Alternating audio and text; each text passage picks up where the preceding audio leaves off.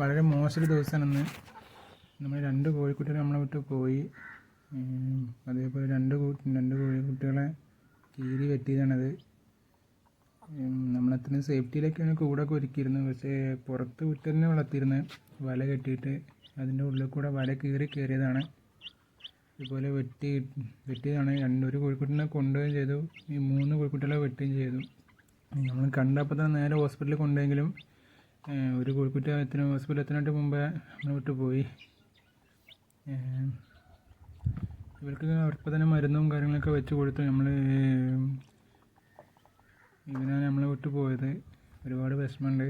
നമ്മൾ ഒരു ദിവസം പ്രായമുള്ള ഒരു കോഴിക്കുട്ടികളെ മേടിച്ചു കൊണ്ടുവന്ന് അങ്ങനെ നോക്കി വളർത്തി കൊണ്ടുവന്നതാണ്. ഭയങ്കര സങ്കടമുണ്ട്.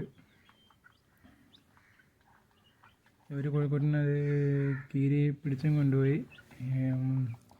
നമ്മളിപ്പോൾ ഭക്ഷണം ഒരു ഉച്ച സമയത്ത് സംഭവം നടക്കുന്നത്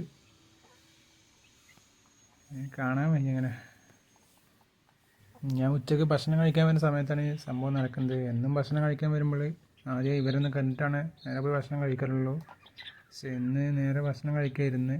പക്ഷേ ആ ഒരു ടൈമിൽ തന്നെയാണ് സംഭവം. നേരിട്ട് ഞാൻ ഭക്ഷണം കഴിക്കാതെ നേരിട്ട് ഇവരൊന്നും കാണുകയാണെങ്കിൽ ഇപ്പോൾ ഇങ്ങനെയൊന്നും സംഭവിക്കില്ലായിരുന്നു. ഭക്ഷണം കഴിച്ച് നേരെ വന്ന് നോക്കിയപ്പോൾ അപ്പോൾ സംഭവം നടന്നതാണ്. അങ്ങനെ അപ്പോൾ തന്നെ വണ്ടി എടുത്ത് നേരെ ഹോസ്പിറ്റലിൽ പോയി. അടുത്ത് തന്നെ മൃഗാശുപത്രി അവിടെ തന്നെ പോയി. അപ്പോൾ ഡോക്ടറും ഇല്ലായിരുന്നു അവിടെ. അങ്ങനെ ഒരു അറ്റൻഡർ നോക്കി.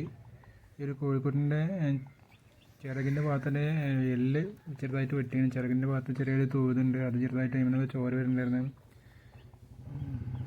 ഇങ്ങനത്തെ നല്ലൊരു ആക്റ്റീവായൊരു കോഴിക്കുട്ടിയായിരുന്നു.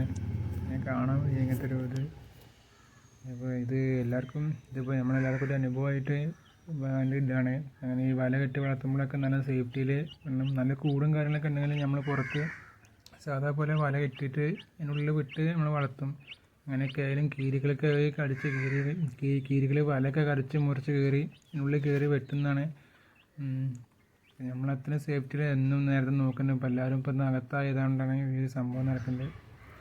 നമ്മളിവർക്ക് ഇവരിപ്പോൾ കുറച്ച് ഉഷാറായി വരുന്നുണ്ട്. മരുന്നും കാര്യങ്ങളൊക്കെ കൊടുത്തു, ഉഷാറായി വരുന്നുണ്ട്.